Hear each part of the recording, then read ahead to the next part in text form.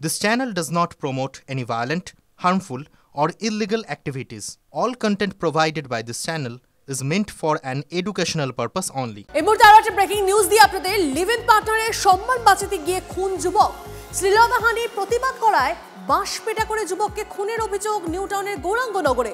আরো ডিটেইলসে জানবো এই বিষয়টা নিয়ে আমাদের প্রতিনিধি সুপ্রিয় আমাদের সঙ্গে রয়েছেন। সুপ্রিয়, কি হয়েছিল ঘটনা?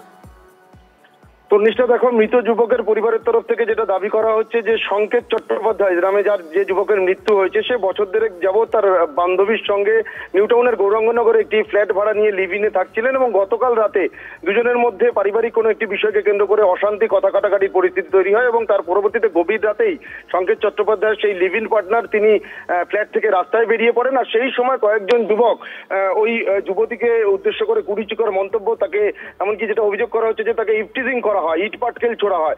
আর তারপরেই ওই যুবতী সে তার বন্ধু অর্থাৎ সংকেত চট্টোপাধ্যায়কে ডেকে পাঠায় এবং সংকেত এগিয়ে গিয়ে তার বান্ধবীর যে ইফটিজিং এর ঘটনা, সেই ঘটনার প্রতিবাদ করতে শুরু করাতেই তার উপরে সেই যুবকরা চড়াও হয়। কয়েকজন যুবক চড়াও হয়ে তাকে বেধড়ক মারধর করা হয়। এমনকি যেটা অভিযোগ করা হচ্ছে যে বাঁশ দিয়ে রাস্তায় ফেলে সংকেত চট্টোপাধ্যায় নামের ওই যুবককে মারধর করা হয় এবং তাকে উদ্ধার করে প্রথমে বিধাননগরে একটি হাসপাতাল এবং সেখান থেকে এনআরএস হাসপাতালে নিয়ে আসা হলে আজ সকাল 8টা নাগাদ ওই যুবকের মৃত্যু হয়েছে। তবে এখনো পর্যন্ত এই ঘটনার সঙ্গে যারা যুক্ত রয়েছেন তাদেরকে কাউকেই কিন্তু পুলিশ আটক বা গ্রেপ্তার করেনি, এমনটাই পরিবারের তরফ থেকে দাবি করা হচ্ছে। তারা ইতিমধ্যেই থানায় লিখিত অভিযোগ দায়ের করছেন। এই ঘটনার সঙ্গে যারা যুক্ত রয়েছেন তাদের গ্রেপ্তারির দাবি যেমন করছেন মৃত যুবকের পরিবার, তার পাশাপাশি নিউটাউন বা শহরের নিরাপত্তা ব্যবস্থা নিয়েও কিন্তু তারা প্রশ্ন তুলতে শুরু করেছেন ইতিমধ্যেই।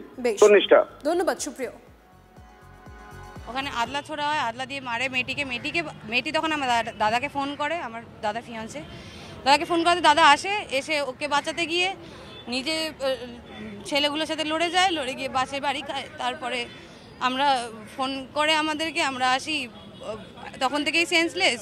এখানে একটা বাড়ি মেরেছে, দেখা যাচ্ছে বাড়ি এখানে একটা আছে আর হাত পায়ে ছিলে চুলে আছে চারিদিকে। আমি যখন গেছি তখন ডাক্তার বললো যে আপনার ছেলে তো বেঁচে যেত, আমরা আইসিইউতে ঢোকাতে পারলাম না, আইসিইউতে সিট নেই। এত বড় একটা হাসপাতাল, তার আইসিইউতে সিট নেই, এই ইনফ্রাস্ট্রাকচার। আবার এদিকে বলে যে আমি এগিয়ে আছি, এগিয়ে বাংলা। না, নাথিং, কোনো ট্রিটমেন্ট হয়নি।